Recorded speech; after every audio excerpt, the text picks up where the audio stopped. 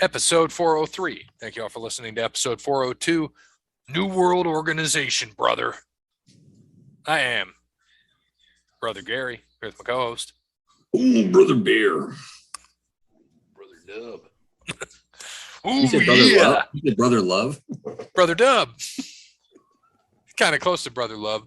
He's going to be when we go take over WWE, when you're the new Vince McMahon, you know, paying off $3 million to each person. And I'll be the new Johnny. Hey, Bear, are your shoulders okay? They look great tonight. Thanks. Get the fuck out.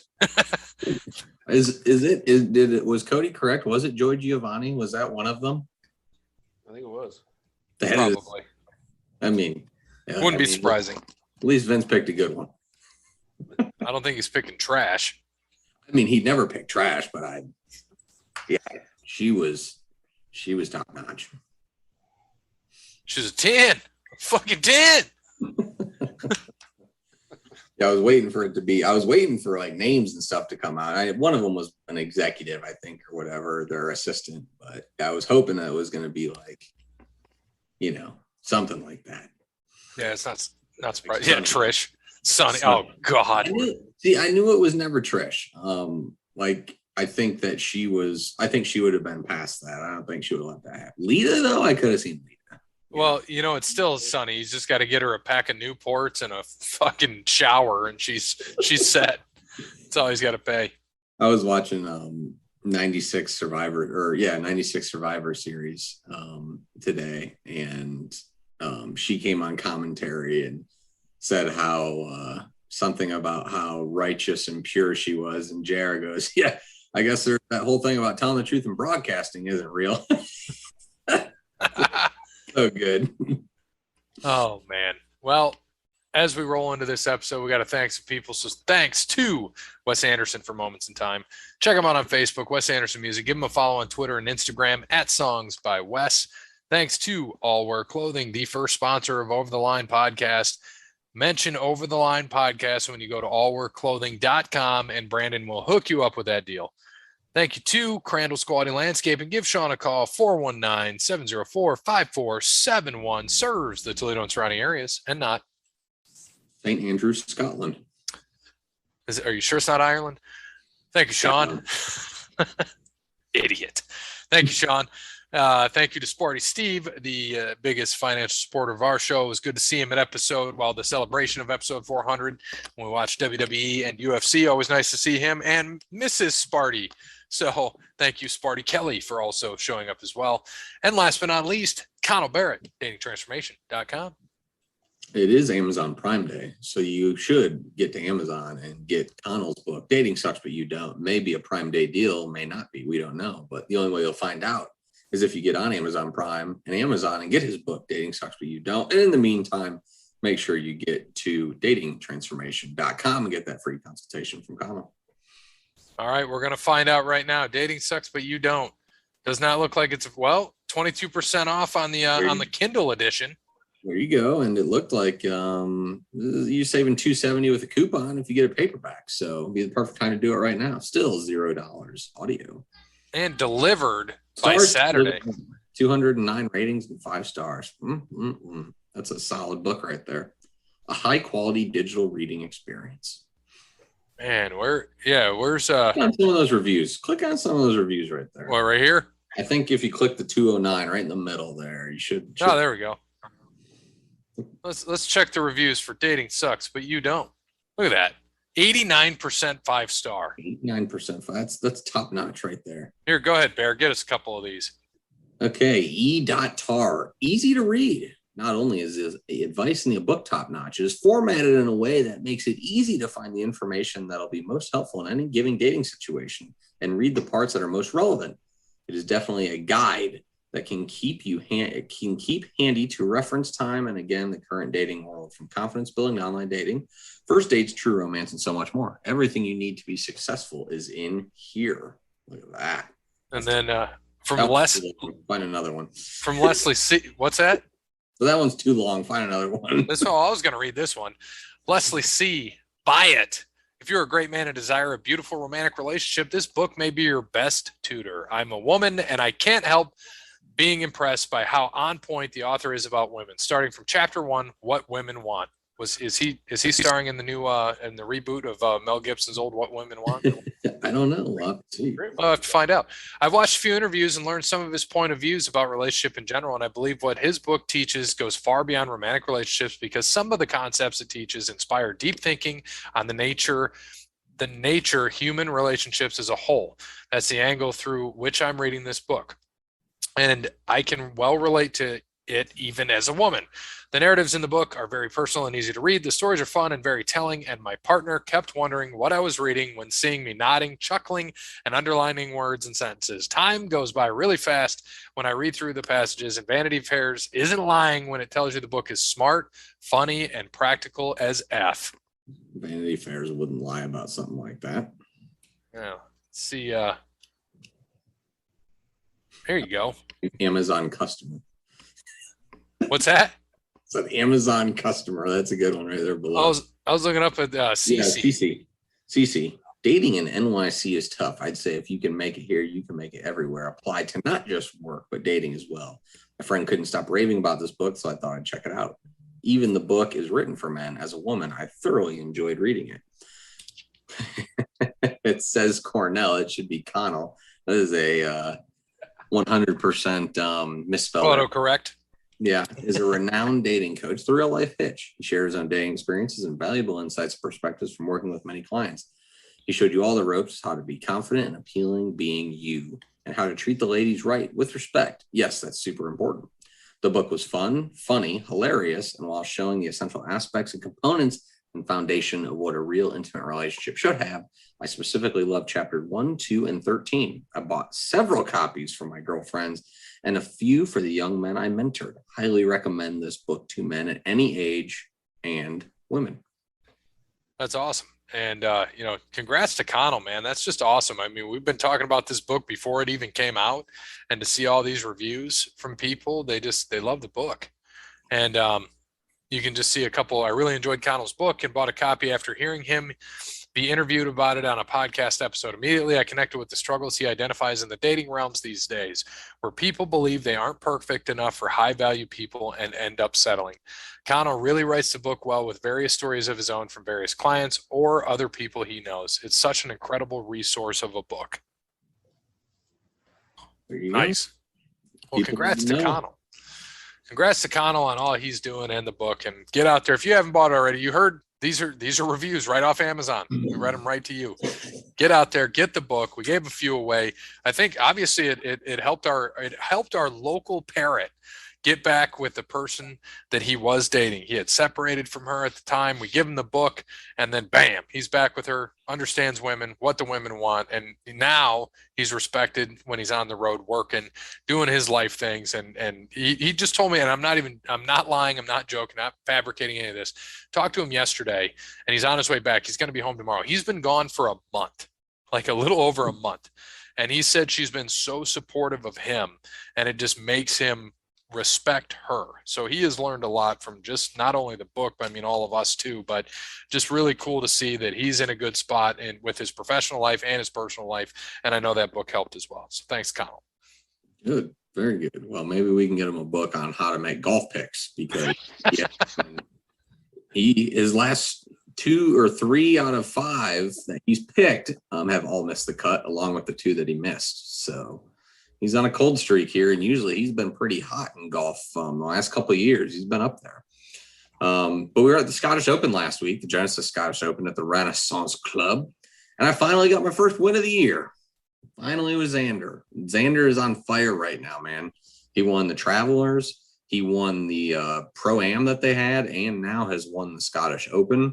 So he definitely became one of the top golfers now. Favorite. Son of a bitch. I picked him last year. Yep, that was your pick last year. Definitely though, one of the favorites now coming into this week. He was probably about top 10 up there, but now I think he moved into top 3 with his recent hot performance here. And I would imagine his hot play is going to stay at St. Andrews. The old course this week, the Open Championship. One of the probably best, if not the best golf courses in the entire world. Make sure you catch a little bit of this tournament. Being over in Scotland, it's going to be on early, but still not early, that early to where, your final rounds and leaders will be coming through probably at about like noon or so on Saturday, Sunday. So make sure you can sit down and watch some of it, because this is one of the best courses, if not the best, in the entire world. Personally, for me, it would be tough if someone said, hey, you had to either play Augustus or St. Andrews Old Course. Where would you play? That'd be a tough one if I only get to pick one. So, but I would probably lean more towards St. Andrews, definitely. So it should be a great tournament this week. A lot of high scores at St. Andrews, though it can be tough with wind. It's wide open. It is on the water. It is still a wide open course. If you can avoid water and you can keep the ball in a decent area, you're not going to be in much trouble. It's very hilly, but it's very wide open. Go ahead, Dub. I was going to say, don't forget about those bunkers. Yes, you got to avoid the pot bunkers. Hideki Matsuyama today in a practice round I saw on Twitter, he was up against a lip and actually used a putter to put back to the middle of the bunker to chip out. So yeah, it's crazy if you get into those, but if you can avoid them, and you can stay close to the hole, these greens are also, we're talking 150-foot greens. You could literally have a 150-foot putt on these greens. That just doesn't happen anywhere. So enjoy the links play. It's going to be fun. I think Rory McIlroy is actually the favorite for this tournament. But it's going to be a good one. It's going to go, the person who's going to win is going to make a bunch of birdies. That's what happens here at St. Andrews. It just is what it is. If you look over the last few years, I think Louis won at 15 under, Tigers won at 20 under, Zach Johnson won at 15 under in a playoff. I think the last time back in 2015 over Leishman and I can't remember. Maybe Spieth. Might have been Leishman and Spieth, but this is a fun course. So you got to sit down and at least watch a little bit of golf this weekend, because this is going to be an awesome tournament. A lot of the big names should rise to the top, and we'll see what old Eldrick can do this week. He did already say in some interviews, though, this will not be his last Open. He's not going to retire. So that's good news. Happy to hear that, dude. And I know you saw the picture of his leg. Just unreal. He shouldn't have a leg. He shouldn't. He got lucky. He should not even have a leg. He shouldn't even be playing golf. So the fact that he not only has walked and made the cut at the Masters, walked and made the cut at the PGA, and has been walking quite a bit, but is going to play one of his greatest courses that he has succeeded on here many times before. That should be scary for the competition, because it is still Tiger Woods. And if he's got one more in him, it could certainly be this week. No doubt about it. So It should be a good week. But back to last week, Xander got me my first win of the year, finally, the professional golf expert, allegedly, so to say.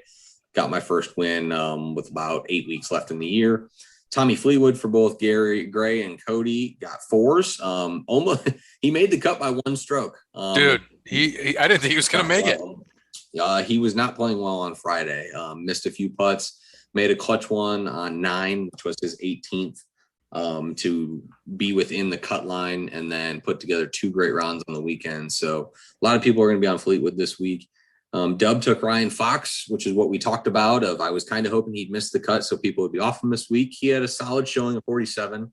Played 2 good rounds and played 2 poor rounds. So if he can put 4 together, he's going to be up there on the leaderboard this week. But a guy who has made the cut at St. Andrews before, knows the Open Championship well. And Morikawa very surprisingly missed the cut. The dude who won the Open, he is the defending champion coming into this year. So surprising he missed it, the Scottish, but he's going to be prepping for St. Andrews. He's not going to be prepping for that. So I expect to see Morikawa probably top 10 this week, but unfortunately for Parrott, missed the cut last week. Gray, you're on everybody still, but I gained 3 spots on you, so I'll take that as a win. Yeah, I'm still. I just looked 245 points ahead with 7 weeks to go. Anything could happen. I'm just sitting here real quick watching NXT, and I see Solo Sikoa, and I'm like, that looks like an Uso. And I just get online. Yep, it's the younger Uso brother. I'm like, why just not call him Solo Uso? You know, like everybody knows. I didn't know there was a third one. Oh, dude, he looks just like him. Like looks just like him. And then they just look sober. And yeah, and then to confirm what you said about the tickets going on sale, they do go on sale Friday. So that just popped up too in a commercial.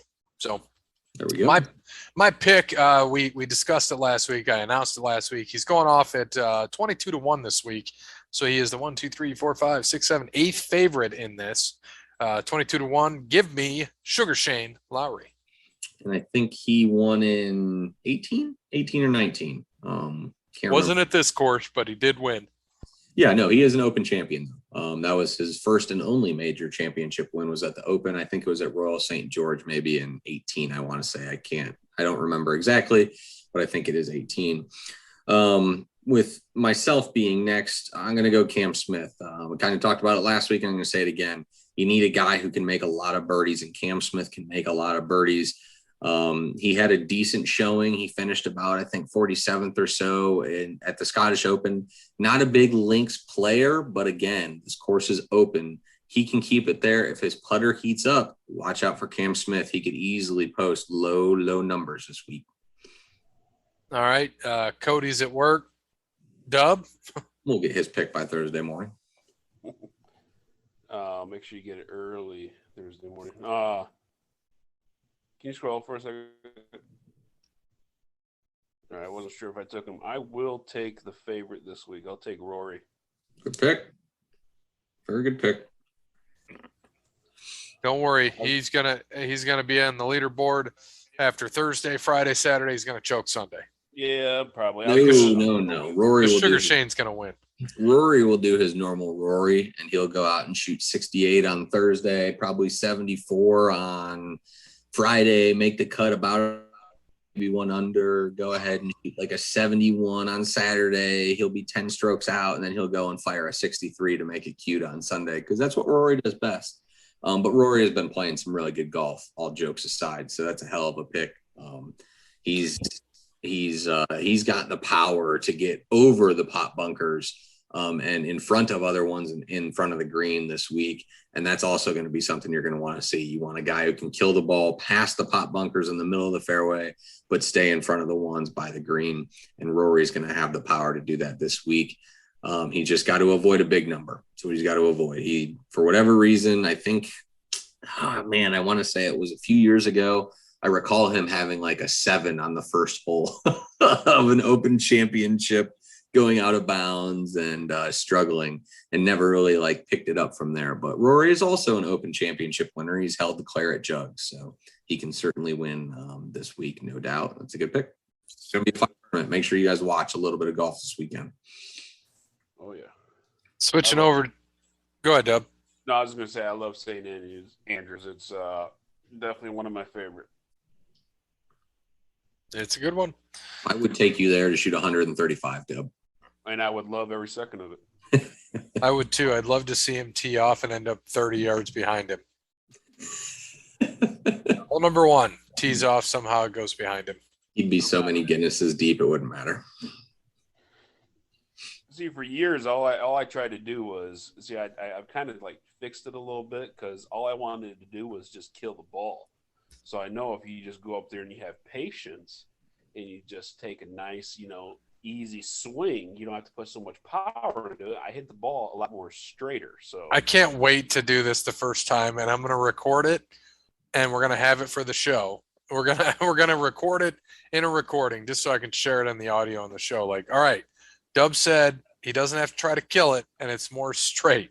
So let's see what it looks like on the first tee. Tink. I like it. We'll see. We'll see if Dub's practice is paying off. Doug hasn't swung a golf club in fucking 2 years.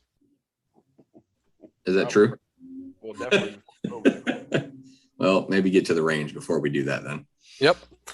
All right. NASCAR last week at Hotlanta, which has become more like a super speedway than anything else. I love the race. Love the race. It's a great race. It was great. And, and Chase Elliott, your winner, first 3-time winner this year. Congrats to Chase Elliott. Corey LaJoie was up there. You know, it's kind of hard though when you don't have a Hendrick car, another car. I mean, he's still got a good car. He's a good driver, especially on these like quote unquote super speedways. Well, and that's where right there. these guys can run. These guys with restrictor plates and with these cars, it comes down to driver skill. It's not about the car. A lot of these guys are fast here. Everyone's fast here. So it's a good thing. I mean, again, now I've seen a trend of a certain driver, which I'm not going to mention, but I've seen him doing well on super speedways, who I probably am going to take for Daytona, who I haven't picked yet, that I've kind of been picking up on, who raced well in Atlanta. But you see these guys they're figuring it out with these cars. And when they race a quote unquote super speedway, which I think I agree with you, I think Atlanta is turning into, especially with the new pavement, look great, by the way. You know, it was a fun race. It was an exciting race. And yeah, Corey LaJoie about had it, you know, had a big run and Chase blocked him and Corey got up into the wall. Nothing wrong. Thought it was all clean. No issues. It's not a Ross Chastain, Denny Hamlin situation. So all was well. Good race. The only thing that pisses me off is that it caught Kurt Busch up in it. That was the only thing that made me mad, because I'm sitting there watching and Kurt's running 7th. With a big run, and once LaJoie wrecks, if he goes down low, Kurt's good, but of course he came back up the track and Kurt took a big old hard lick right into him, so got a little unlucky there, but that's okay. That's about my NASCAR's been the last couple of weeks, but I'll get back on track. But Chase wins. Blaney gets Gray a 5, which I was kind of hoping he would win there, because it's getting a little bit nervous for my championship driver here. Yeah, he's far enough ahead though right now, but there's but still 6 or 7 races left. Still makes me nervous. 6 or 7 races left, and all they need is 3 more. Now, luckily he races well at Pocono and Michigan, so those are potentials. And obviously Daytona is always a potential, but if he can keep running top 5s, it's not going to really matter unless you get some crazy win out there. Like they even said with LaJoie, even if he would have won, he probably wouldn't have been in the playoffs unless he kept racing well. He would have had to be. So the only way you're automatic in the playoffs of the win is if you're above top 30 in points. I found out, which I didn't know that. Oh, I thought you did know that. Yeah, no, that's how. So real quick, just for education, this has been going on for a while. That year that Kyle Busch missed the first 11 races of the year, he won a few, but he had to get to the top 30. Because I'm sitting there as a Kyle Busch fan, like somehow he's got to get in the top 30, and he missed 11 of the 26 races. Only raced in 15, still got into the top 30 barely, and then of course won the championship. Yep. And I did not realize that, or if I did, I forgot. So it wouldn't have quite affected Blaney as much, but still does. I mean, because if he gets up there, then that's an automatic bid in. So, but if Blaney keep racing the way he is and getting top 10s and top 5s, he'll be in. So poor Corey LaJoie. He's got he is 44. How many? Yeah, 44 points out of 30th, which it's Brad Keselowski is in 30th. Great switch on teams, buddy. Yeah. And he finished 18th, I think. Yeah, Dub had him. He finished 18th. So yeah, Blaney or Keselowski, excuse me, kind of fell off there. He has 2 top 10s this year. And 2 DNFs. Yikes. You want to be that? You want to be an owner? Todd Gilliland is ahead of him in points. I like it. Go Todd Gilliland. That's what I'm talking about. Yeah, it's wild to see. Denny Hamlin right now is 19th in points, but he got a win, 2 wins, right? So it doesn't matter. It's insane to me. And what Ross Chastain, I think, is Chase Elliott's first in points in terms of points. And then Blaney's second, Chastain's third. Just crazy. Yeah, man. Chase has got 13 top 10s and 6 top 5s. Ross Chastain, this is wild. 13 top 10s, 10 top 5s for Ross Chastain. Nice. Very nice. I love it. I love it. I hope it comes down to it. We'll speak about that. Chastain, you know, he hit Hamlin again, spun him out, and Hamlin's bitching. He's like, can't take it anymore. But I'm like, if you look earlier in the race, and I found the clip of it, Hamlin bumps him right in the quarter panel too. Same spot, same thing that Ross did back to him. I'm like, good. He held on to it, then he didn't. Fuck him. Like, I don't care. I hate Denny Hamlin. After this year, screw him. And speaking of Denny Hamlin, I know we saw today that Tyler Reddick is going to 2311 Racing in 2024. It's a good move for him. RCR was a little salty about it, but good that was move. Great. Do you think it'll be a third team, or is he going to replace somebody? No, I think they'll add a third car. They still have, they're only racing 37 cars a week. So there's still plenty for, I think 43 is their max. So they can still get cars on the circuit. Michael Jordan has enough money, so they'll be able to put that car in. They won't have an issue with that. And so does obviously he's making money. Yeah. I don't see Denny retiring and giving him that car. I think that they'll just race 3 is what it'll be, but it should be, it's a good move for Reddick. It really is. I guess it really doesn't matter, but would you rather work for Richard Childress or would you rather work for Michael Jordan? Yeah. I think it's if you're in NASCAR, it's one thing, but Michael Jordan's a legend no matter where he goes. Yeah. I'm assuming he's getting a pay raise. So for them as RCR to be mad about it or salty about it, I think it's a little bit silly. I'm waiting for Dwayne to get a team. I wouldn't be surprised, man, especially if the XFL works out. Yeah, he gets into everything. I just think it's crazy that they announced this after he wins a race. Right, 2 weeks after. Yeah, and I think that's why they were a little salty there. But yeah, I think that's why they're a little salty. But it is what it is, man. Yeah, nothing you can do. Obviously worked out for him. So this week we've got New Hampshire. Have they raced here yet this year? Nope. Only time here in New Hampshire. This will be it, I think, for the year. I don't think they got another New Hampshire race. Well, I'll make mine quick and easy. I think I'm 40 points ahead of you now, Bear. I'm going to take Eric Almirola. Eric Almirola. All right.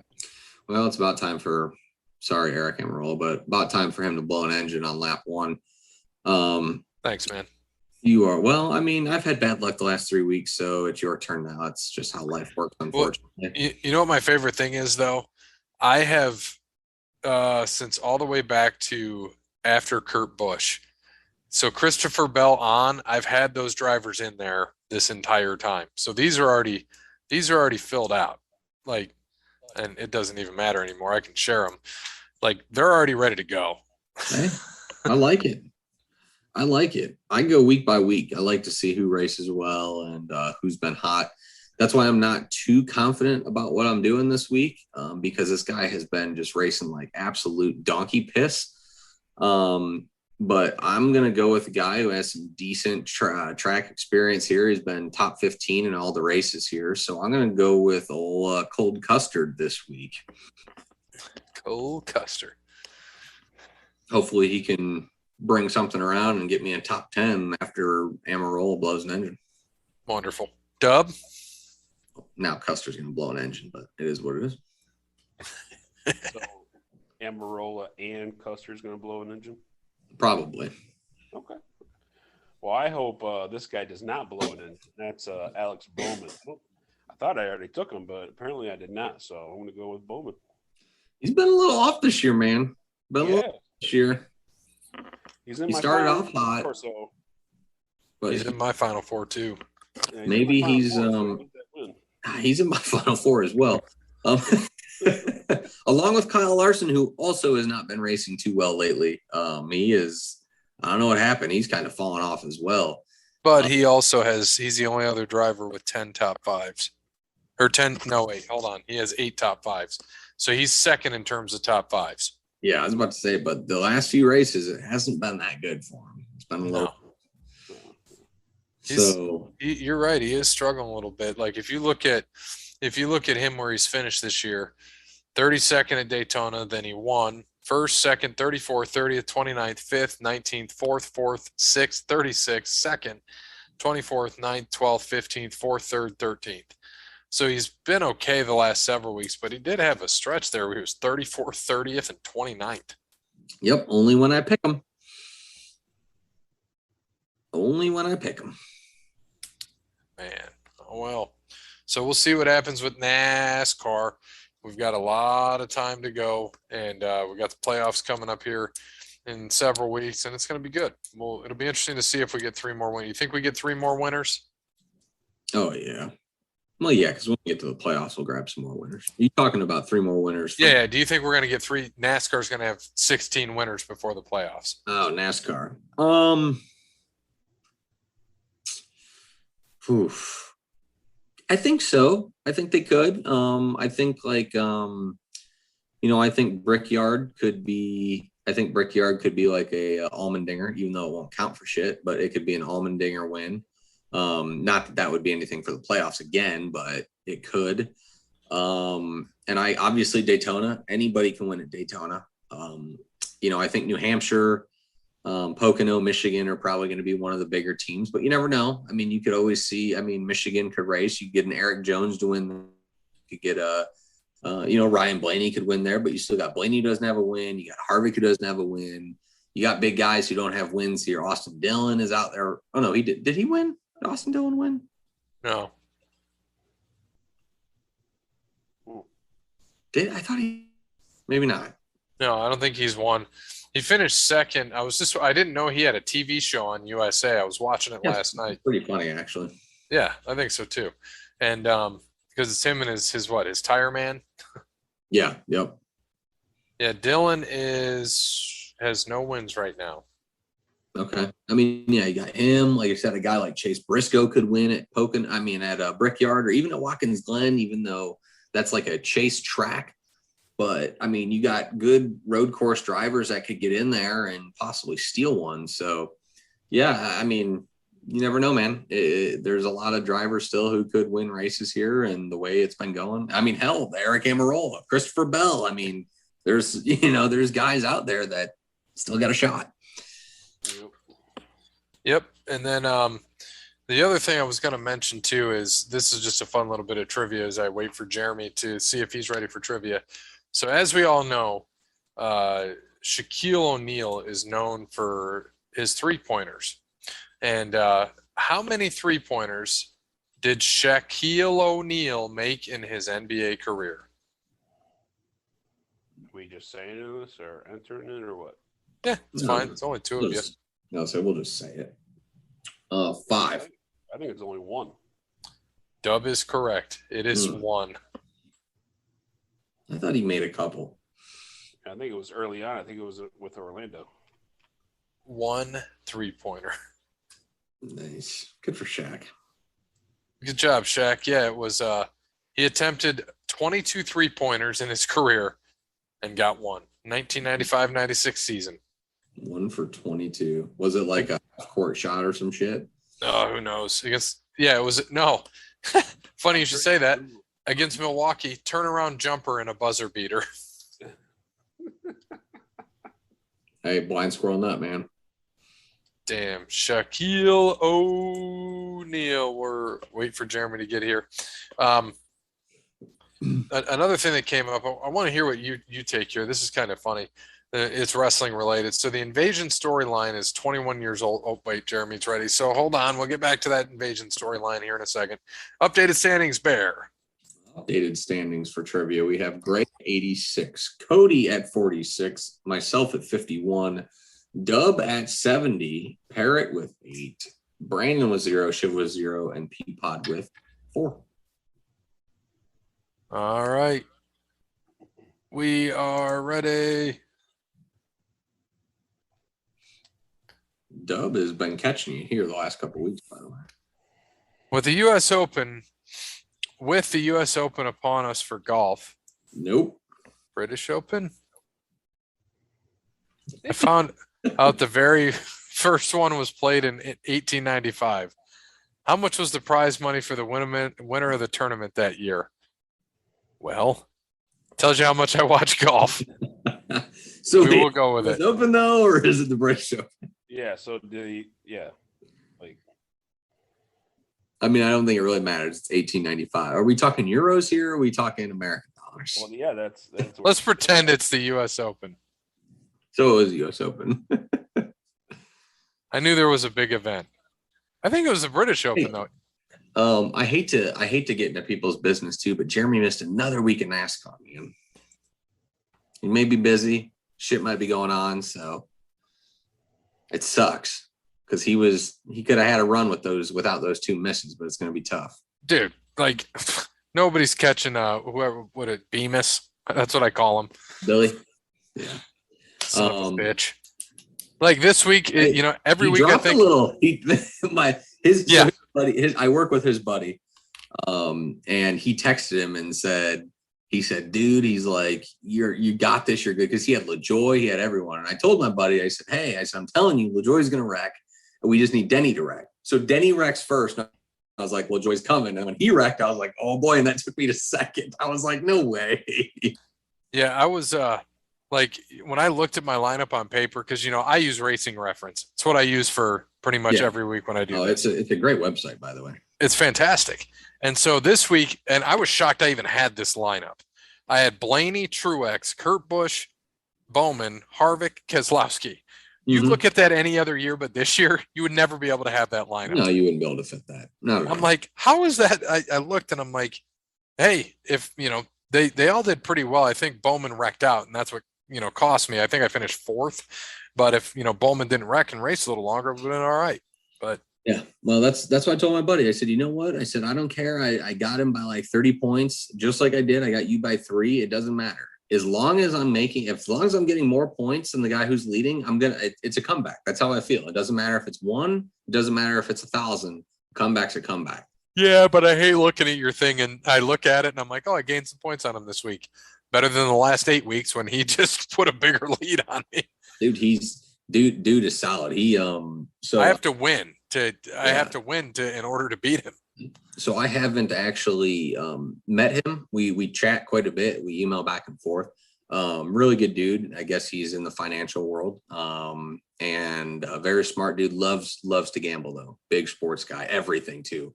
He wants to join a baseball league next year and have me and him run a team in like a higher stakes league. So the dude don't care. He just likes to gamble. He knows a lot about sports. So I'm happy that someone else has some NASCAR prowess and likes to play. So we're going to, I think next year what we need to do is find, I think along with this, which I love, I think it's great for DraftKings, but I want to get like Dub in and other people who don't play DraftKings and get like an actual NASCAR league where you get like 7 drivers or whatever for the year, and you can only pick 4 of them or whatever, something like that. There's leagues you can do that. My dad used to have one at work, and so what they do is they put them in 6 different groups, and you have to take a person from each group, and you have them for the whole year. Yeah, so I want to try something like that just to get more people involved and just play like a side game. Same thing, $20 for the whole year, something easy, but just do however many points that. And all you do is either you can do it where they finish and you need to have the lowest points, or you do where however many points they got, and that's your points for the week. I would almost do it like we run ours right here. I love it. It's perfect. You want the least amount of points. Yeah. No. Finish. So yeah, I don't know, something for next year just so we can get some more people involved. But I'm going to try to get more and more leagues and shit like that up just for fun. Because what you could do, money, but some money. What you could do is do like, let's say it's $2 a race, and it just goes to the kitty, and winner take all or whatever you do, $2 a race. So you just have everybody pay you at the beginning of the year, $72, and then pay, $28 for the championship, $100. That's the league. Yeah. Like you said, I mean, there's so many. And Dub, that would be a good worthy investment because it's 36 chances to win. Yeah. I said either do that or I just do 20 for the whole year, because I mean, I could get so many people from work to get in that too, and they'd forget to play. So it wouldn't matter anyways. But I mean, if I could get 20 or 30 people, you're talking $400, $600, and you pay out top 5 or so for $20 for the whole year. And that's it. And you get to just do it. That's easy money right there. So Yeah, something to think about. That's not DraftKings where people don't want to get into, which is fine. But Well, and that's what I'm saying. You can do that. You could do a couple of them. You could do the one that's $100 and just say, hey, you're in every week and pick your drivers for the week, and lowest score or highest score, whatever takes the win that week. Let's say you get 20 guys in it, it's $40 win. Every week you got a chance to make $40. You win 3 races, you got your money back and you made money. 36 chances to do it. It's pretty good odds. Yeah, I'll definitely have something. I'll get there, and I like it. I'm in. I'm in. Whatever. Just tell me when. I know you're. I gotta sell it to Dub. I want Dub in. That's what I know. People tell me like, how much is fantasy football? I'm like, don't care. It could be 500. It could be 1,000. I'm in regardless. I don't give a shit. Yeah, I'm already ready for fantasy football. So yeah, it'll be good. Hopefully we got 12, but we should. Yeah. Mm-hmm. Are we letting Juan come back? I don't know, but I think we need one more. I haven't talked to Nate a little bit, so I gotta talk to him and ask. We got a guy from our work who he's a Raiders fan, but he's a very good fantasy football player. So I always give him shit. I'm like, well, that's good because you can be the guy that takes Derek Carr too early. But yeah, he's a good dude. He should be in this year, I'm pretty sure. So I think we just need one more, if I'm not mistaken. So let me know. I bet you if Parrot's in town, he might do it. He loves football. Yeah. Easy win. We want competition. No, he would actually do. He'd actually do okay because he got to show up to wear that dress next week. No, he will. If not, he's wearing it to a Willie Nelson show when Willie's 91 playing concert still. We need you to wear this dress for the draft. Who's the 6'5", 120-pound guy? Yep. Dress. Willie be like, I smoked too much weed for this shit. Oh, sorry. We sidebarred. All right, so we got to get back to the trivia question. He's mad at himself. He's going to get on and forgot to put his lineup in. He'll be ready this week after a second place performance he had before last week. So, right. 1895 prize money. All right, how much money was the prize in 1895? All right, I'm going to get up the old Google machine. Got to get the chat box open. All right, I am ready. 1895. This is a tough one. All right. Ready. I am ready. 3, 2, 1, and go. 10 grand. Jesus. Well, Gray and I are going to be splitting points. I know. I almost won 100. No and I was like 100. I was like, I'm going to say 100. How much?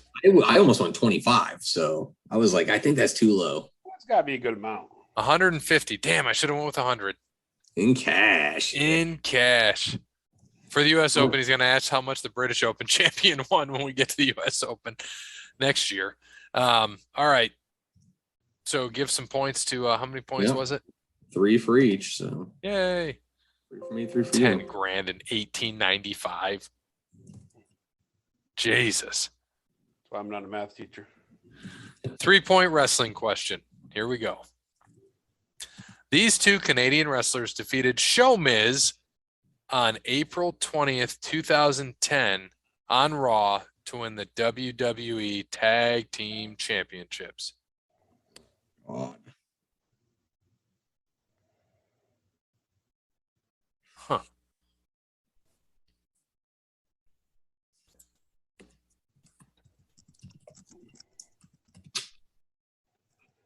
I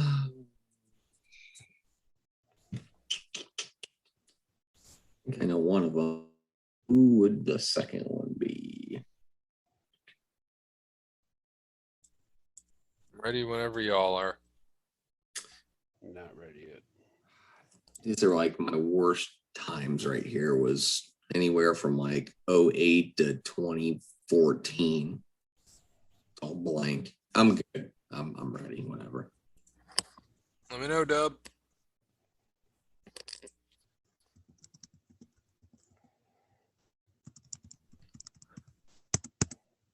We're on. We'll see. All right. 3, 2, 1, and go.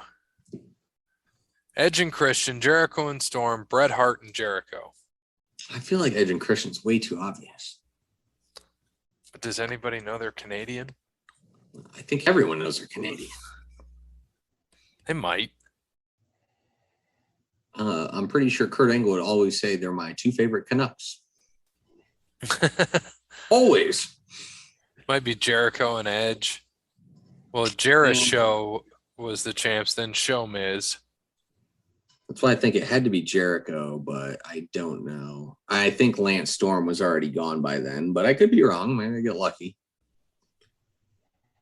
Jericho and Owen Hart. Ooh, too soon. Yeah, that's too soon, man. Jericho and Davey Hart. I was thinking like one of the Harts. Hart Dynasty. I was gonna say Tyson Kidd, but I couldn't think of who the other one was with him. I was gonna say, And I never thought they David won Hart. the tag titles though. So Kind of shocked. Huh. nice. Well, that's good though. Very good.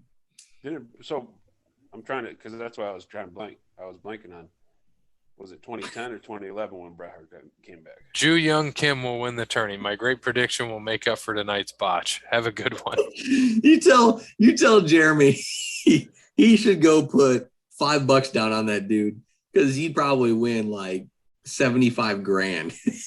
He's probably 50,000 to 1. Oh shit. Oh man, that's funny right there. That's good, Jeremy. That's good stuff. So his odds for what are his betting odds? I do want to know. Let's see. Check him out. 13,500 odds. Mhm. Holy shit. 67.5 if he throws $5 down. Let him know. What is it? $67,500. Is that what it is? Mm-hmm. If you would, 67.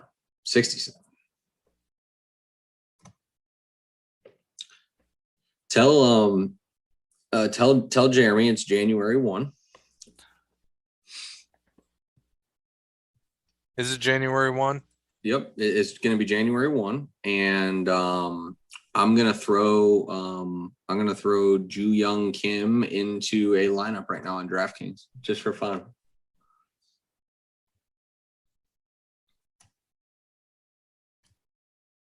That could be dangerous for me, though. Yeah, it's gonna be very dangerous.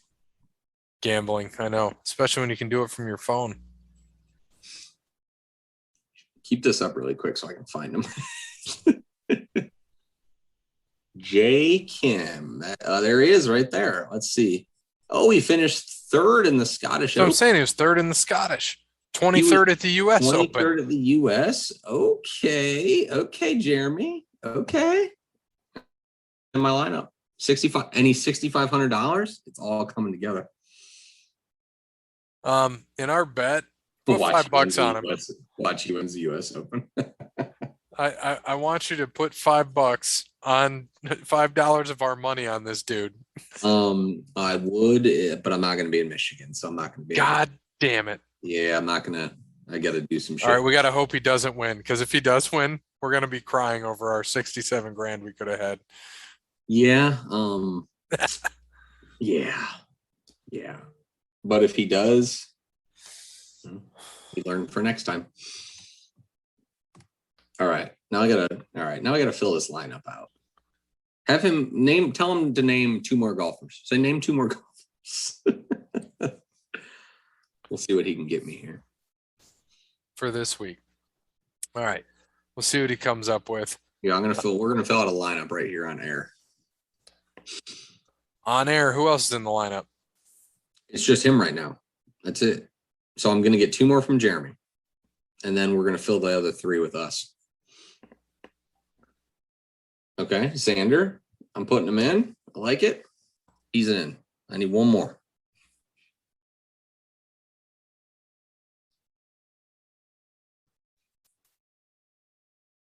At 6,500, it leaves us a lot of room here too. So, Sammy Burns.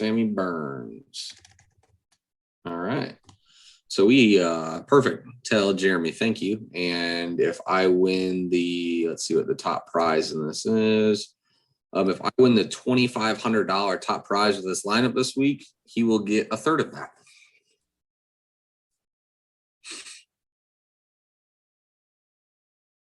$25. Nice. So that's $833. $833. Jeremy. Deal. Okay. So let's do this then. Let's go ahead. So we'll each get one. I'll just pick the last guy. I can afford Xander. He's already in. So we got 8,233 average left. So Dub, I'll let you go first just because you're not the DraftKings guru. That'll leave me. How much you got left? Average 8,233. Wait, what? So with the salaries that I have, I'm averaging 8,233. Right now, fee now is 8,400, which would be a little over the average, which is fine. We can still fit other people in. It's not a big deal. So you're saying we're filling out a DraftKings lineup? Is that what you're saying? Yep, we're filling out a DraftKings lineup. And I got the three guys in. We got Joohyung Kim, Xander Schauffele, and Sammy Burns right now. Those are our three. How much does Shane cost? Lowry's 9,300. It's gonna be on the high end. We got to see who Dub picks first. Then we can fill in.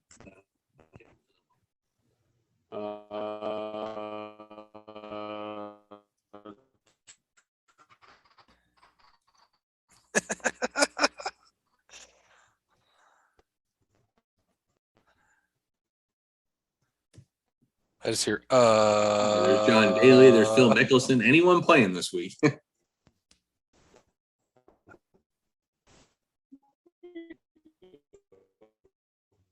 And good. We're getting him here. Well, John, hear me? Nope. I can hear us echoing from what we said 3. Oh, I know he's saying something. I just can't make it out. I hear John something.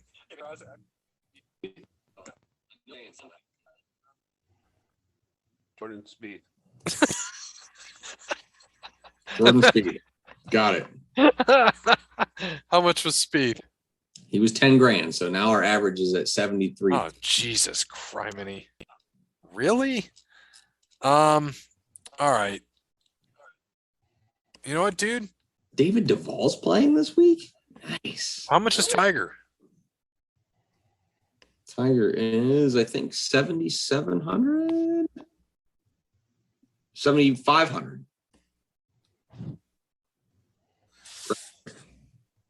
How much is Bryson? Probably about the same. 8,100. Really? Yes.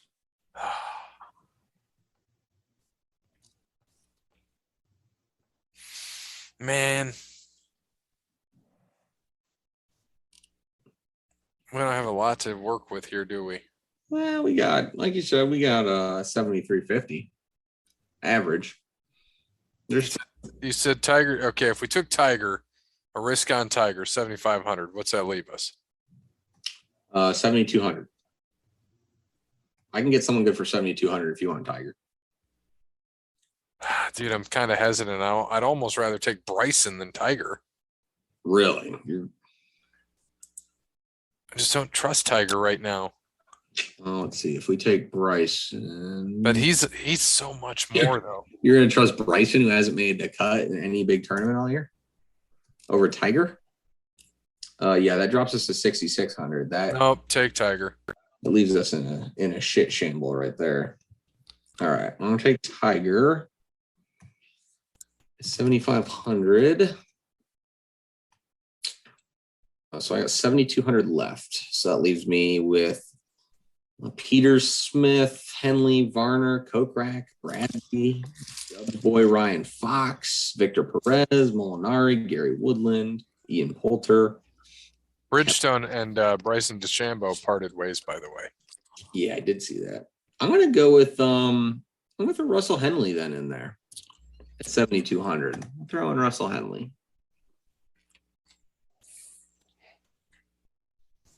All right, so we're going with Russell Henley, Tiger Woods, Jordan Spieth, Sam Burns, Xander Schauffele, and Joohyung Kim as our DraftKings lineup for the podcast. And Jeremy. Done and done. I like it. I think it's a good lineup. We're in. We are in like Flint. All right. So, I was reading a thing about Vince Russo, what he had said. Talked about Cena's in-ring future. He predicted that we're going to see John Cena win a 17 championship. Oh, yeah, for sure. Like he said, if Cena were to become the world champion again, that would be the A story. Can you give me something better than that? Right now, no. Not with Cody out, not with people hurt. I think that is your top story. But see, like, how do you? They got to do it right though, because what I'm afraid that they're going to do. Can you guys hear me? Yep. Okay.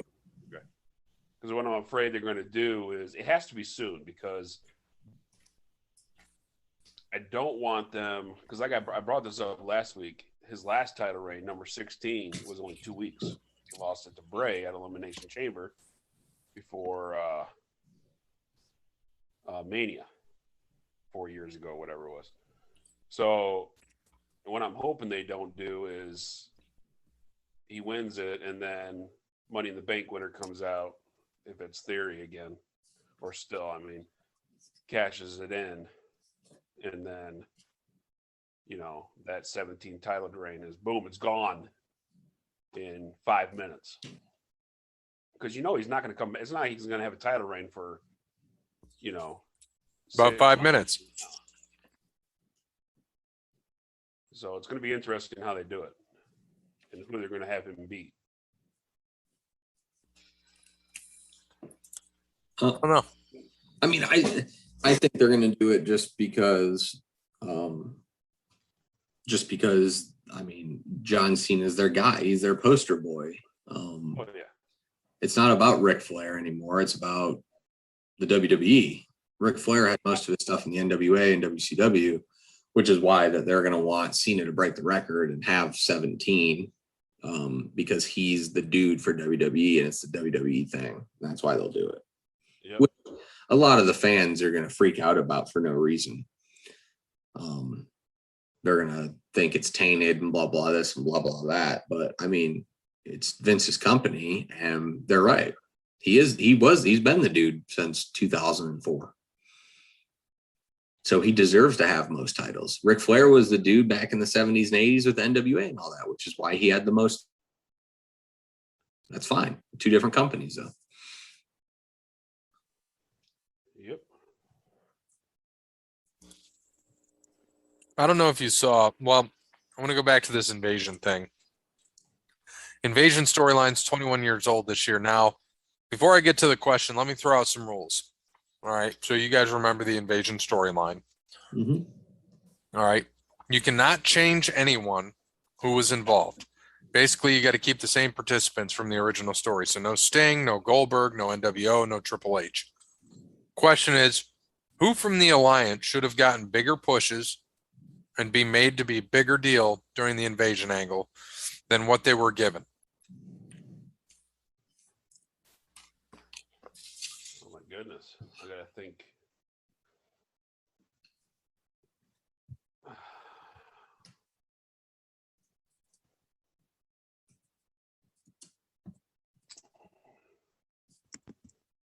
I'm gonna need a refresh.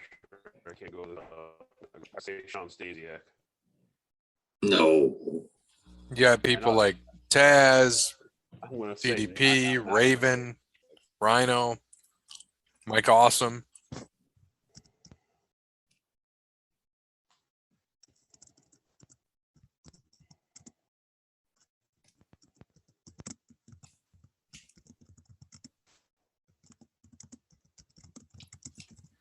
I don't know.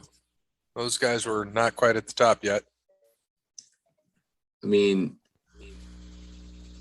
this is the tough part of the whole push, right? But I get that, like, Booker T was in the match. I still think he should have been pushed even harder. Yeah. He made it. Rob Van Dam was in the match. He could have been pushed even further.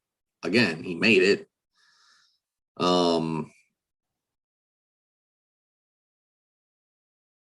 Maybe Canyon.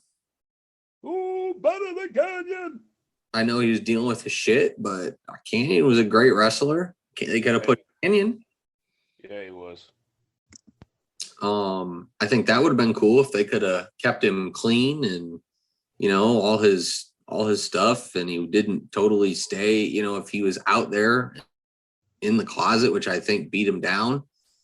And it's a lot easier said than done. Obviously, I'm not in his boots. It's a different industry, but Jindrak. Yep, dude, Jindrak. Still not Stasiak. I think he sucked.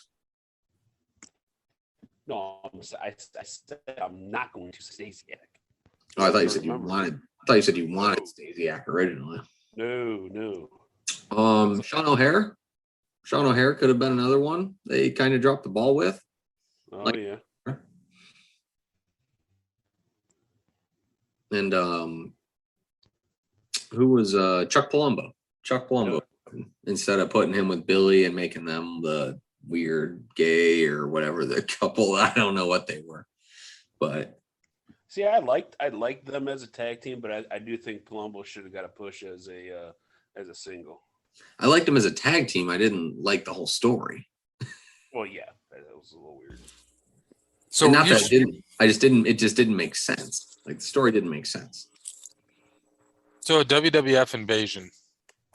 Were you shocked that the Alliance won that match?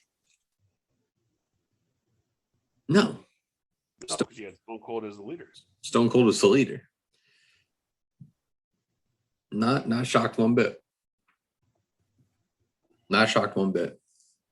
But it was Stone Cold. He should have never been heel though. Yeah. Well, that's a whole. I think if you heard what he said before, shake his hand, then give him a stunner, and stay face. But obviously that didn't happen. What was I going to say? No, I was just going to bring up. You know, I know you said not those guys, but I wonder what the role Triple H would have played if he didn't get hurt. If he didn't, that's when he tore his quads, right? Yep. Yeah. I don't know. That would be interesting to think. Like, what would he have done? And so now Bear's back. We lost him for a minute. Yep, Bear, sorry. what role do you think Triple H would have played if he wasn't hurt? Well, see, I guess that's where it's a little bit interesting on would Austin have even turned then at Mania? Yeah, because you could have gone that Mandy. Yeah. Brunette now. No, because that is a great question. I actually never even thought about that, because obviously Triple H is a great heel. You keep him as a heel, leader of the invasion. You keep Stone Cold as face of WWE in a face. That, I think, is what they should have done if he didn't get hurt. I mean, obviously Triple H got hurt, tore his quads. He was gone for the rest of the year. Missed the entire angle. What do you do with Rock though? He's leaving anyway. Yeah, The Rock too. You don't think. But Rock was, well, like you said, they flipped. It was the double turn. So that's what I'm saying. What do you do with Rock? If Triple H is there, what do you do with Rock? Do you have Austin and Rock after they just have a match at WrestleMania, assuming Stone Cold never turns, which keeps Rock a heel? So then is it Rock and Triple H as Team Alliance? Or does Rock then turn and become buddies with Austin? I mean, there's just so much that could happen there. It's kind of funny almost, right? Think of it this way. If you go back, with Triple H doing the curtain call, he made Austin, right? Right. Yep. Austin won King of the Ring, obviously, rocket ship, best ever. And then he gets hurt and kind of fucks Austin, not in a sense, but Vince needs another heel. It's not The Rock, because Rock's going to leave eventually. So let's make Austin a heel. Doesn't work. Was shit. Should have kept Kurt Angle as heel, in my opinion. Kurt Angle was a great heel. Do you think Triple H is in the top 3 greatest heels of all time? Yes. Yeah. I agree. That's somebody that, I mean, he's a fantastic face too with DX and heel DX too, but he's also better heel. He's a better, agreed, 100%. He's a great face, but he's a even better heel. He would be number 3. It would have been who's 2-1? It would have been Hollywood Hogan. And then heel Flair. I still think Flair was a better babyface, but heel Flair back in the 70s and 80s of all time, and then Triple H. And you got to think, obviously, their good heels would have been, like Iron Sheik or Harley Race, but Harley Race trained Triple H, so that's why I put him above Harley. That's what's wild. Like Hogan is one of the greatest faces of all time. Face of the 80s, of course, and maybe a hair into the 90s.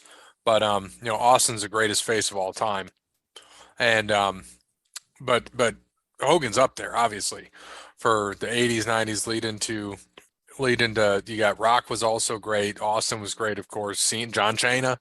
But yeah, Hollywood Hogan was just so good because it was so unexpected. Mm-hmm. And and he did it great. And, who was it? Jericho talks a lot about that. He says it's so much easier to play a heel than it is to play a face. Mm-hmm. Oh, absolutely. Because a lot of those guys are natural heels. Yep. I mean, that's just what they are. They're natural born heels. I mean, it's hard to be a heel in real life and then play a baby face. Yep. That's why it's so easy for Randy Orton. Oh, to play a heel? Yeah, because he looks like a dick. He is a dick. Yeah, that's why it's so easy for him to play a heel. That's why, that's why it's, a little bit fun. And there's guys who can play both really good. I thought Kurt Angle was a great babyface and a great heel. Same with Undertaker. I think Undertaker is a great babyface and a great heel. Yep. No, they were both. Some guys who just couldn't do it. Just couldn't. Rock, great babyface, great heel. Fantastic. But The Rock also is, the best actor in Hollywood as well. So he can do both easily. And then The Rock, though in real life, is a true babyface, which is great. Nicest guy in the world. Yeah. Anything for everybody. But probably was a better heel just the way he talked. Sorry, I'm so distracted by Mandy, and I know we got to wrap this episode up. And try not to ruin your pants over there. Oh, they ain't gonna be ruined. Damn, got me all flustered. So a few things here. It is we're recording on the 12th, so the 14th this comes out. On July 18th, the premiere of the Capitan, Captain Derek Jeter, is going to be on ESPN. And then you got one episode for each gift basket he gave out, or what? I think they're going to talk about the gift basket. I hear he did. You didn't hear about it? Yeah, he accidentally gave the same. He gave the same one to the same chick. Did he? Oh, I didn't read into that. Did he really? Yeah, it's something that came out, and I'm pretty sure it was from that documentary. But yeah, so the first time that he had relations, he gave her the gift basket, and I guess a couple of years later, it sounded like it was 2 or 3. She came back, and he gave the same gift basket that she got the first time. I mean, same stuff, not obviously the same exact one, but the same stuff the second time around, not realizing he's already had relations with this lady. Fucking hilarious. Oh God, can't wait to see it.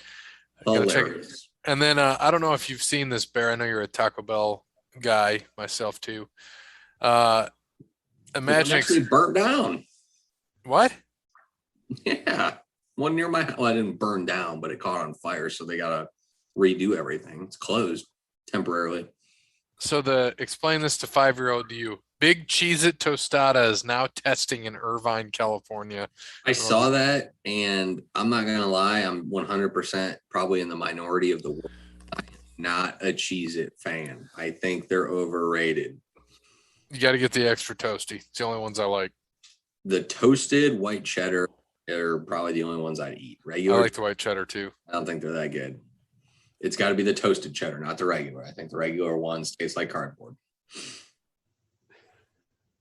Just my personal opinion. So honestly, even if this does come our way, and I am a huge Taco Bell mark, 100%, probably one of the biggest in the world, that I will not try. And also, the Mexican pizza is overrated too. So if you're a real Taco Bell fan, you don't like Mexican pizza. You're a predator if you think Mexican pizza is good. I 100% agree with you. As we end this show, Never gotten the Mexican pizza. Good. It's overrated. Don't it's get not it. good. Not that great. As we end this and thank all our people, Wes Anderson, All Wear Clothing, Connell Barrett, datingtransformation.com, Sparty Steve, and Crandall's Quality Landscaping.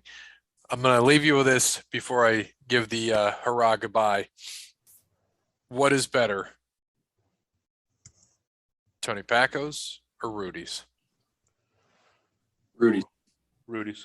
Rudy's. As always, good morning, good afternoon, good evening, good night. Now, if Taco Bell brings back the rolled chicken tacos, we're in business because those motherfuckers, that's top notch. No, Rudy's all day. Me and my dad always just go to Rudy's. Love it.